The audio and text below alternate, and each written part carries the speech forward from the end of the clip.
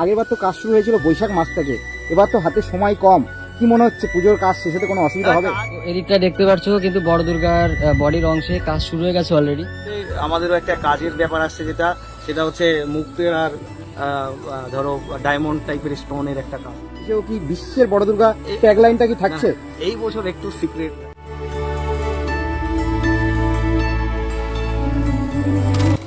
তো বন্ধুরা, তোমাদের আমার আরো একটা নতুন ব্লগে স্বাগত জানাচ্ছি। আর এই মুহূর্তে রয়েছি আমি রানাঘাটের কামালপুরে, যেখানে বিশ্বের সবচেয়ে বড় দুর্গা হয়েছিল।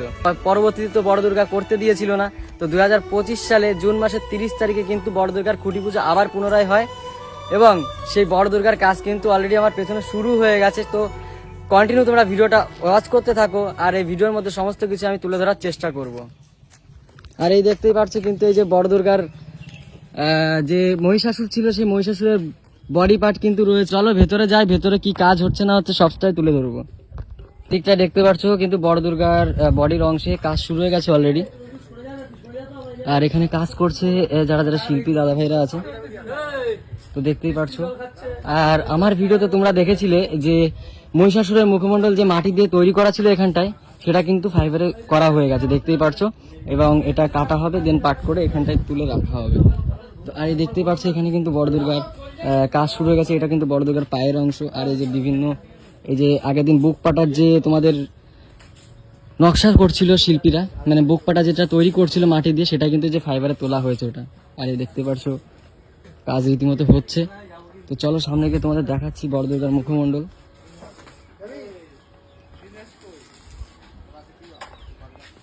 এই হচ্ছে বড় দুর্গার মুখমণ্ডল, দেখতে পাচ্ছো। এটা হচ্ছে বড় দুর্গার মুখমণ্ডল। এটা কিন্তু পুনরায় আবার নতুন করে করা হয়েছে। আর এই দিকটা দেখতে পাচ্ছো কাজ চলছে।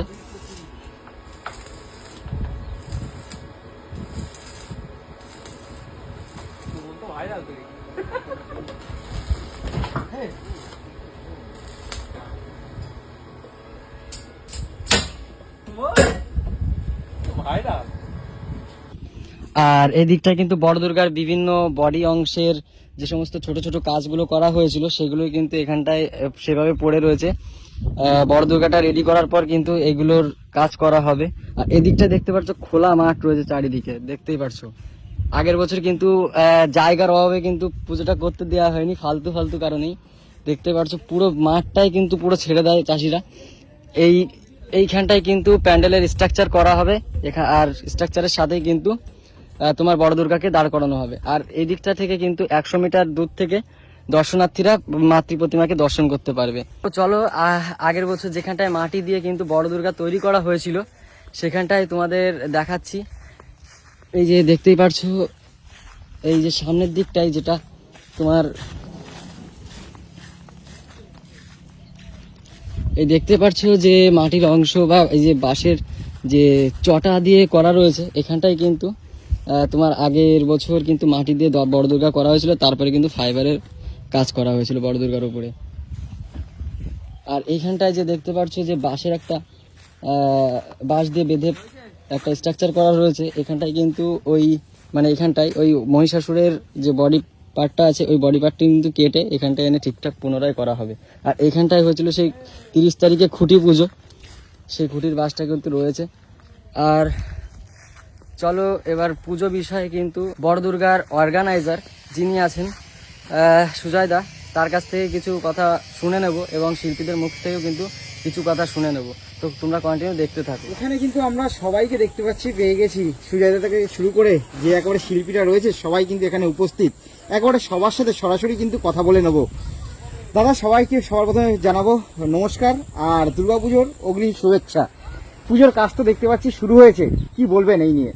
না, এটা তো দেখো আজকে এই একটু আবহাওয়া দেখো সকালবেলায় প্রতিকূল ছিল, এখনো একটু ধরেছে, কিন্তু আবার কি হবে বলা কঠিন। কিন্তু তার মাঝখানে ওই আমাদের শিল্পীরা যেভাবে এই প্রতিকূলতা বাদ দিয়ে যেভাবে কাজের উদ্যম লেগেছে, ধরো গতবারের যে উদ্যম ছিল তাতে বলতে পারো 3-4 গুণ উদ্যম নিয়ে সেই পুজোটাকে সাকসেস করার জন্যই লেগেছে।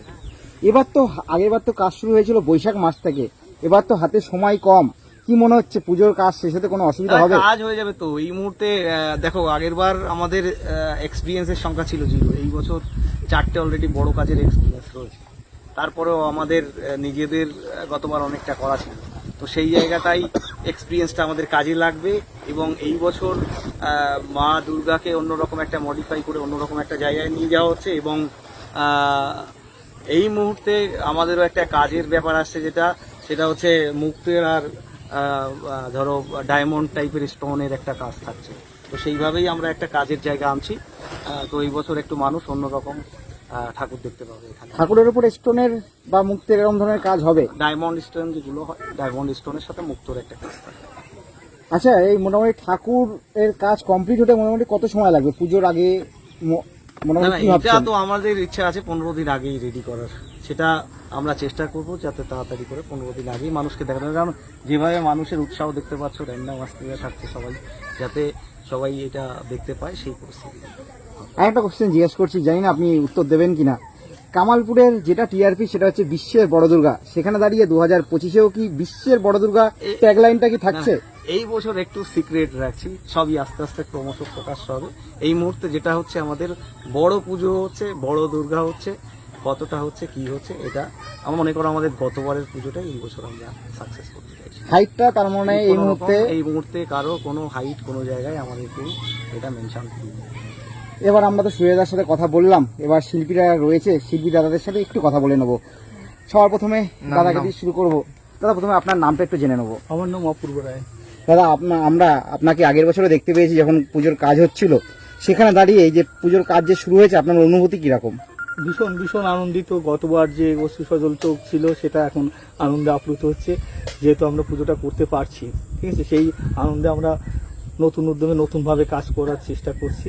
সব শিল্পীরা মিলে যাতে অন্তত পুজোর 10-15 দিন আগে আমরা কাজটা তুলে দিতে পারি, সেই উদ্যমে কাজ করার চেষ্টা করছি নতুন উদ্যমে। তাহলে আমরা আশা রাখতে পারি 2025-এ দাঁড়িয়ে সবার মুখে হাসি থাকবে। হ্যাঁ, শিল্পীদের সঙ্গে সঙ্গে গ্রামবাসীর সঙ্গে বিশ্ববাসী সবার মুখে হাসি উঠানোর চেষ্টা করব আমরা আমাদের কর্মের মধ্যে দিয়ে। বা আমাদের শিল্পীদের আপ্রাণ চেষ্টা হবে যে আমরা যত সুন্দর পারি, যত সুন্দর করে প্রেজেন্টেশন করতে পারি, যাতে বিশ্ববাসী দেখতে পারে। আমরা আর এক শিল্পী দাদার কাছে চলে যাব। দাদা, সবার প্রথমে আপনার নামটা একবার জেনে নেব। আমার নাম নীতিশ।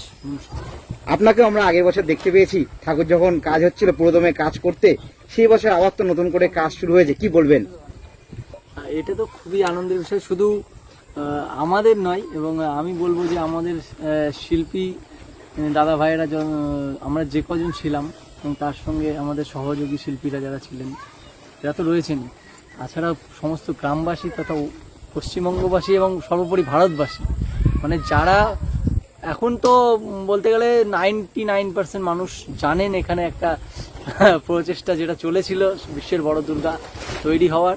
তো সেটা যে কোনো কারণেই হোক, আমরা গত বছর হয়তো সম্পূর্ণরূপে মানুষকে দেখাতে পারিনি।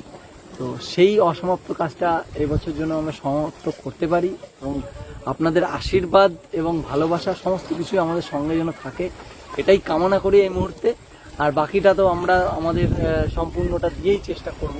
হ্যাঁ, আশা করি আমরা অবশ্যই এবছর একদম সাকসেসফুল হব।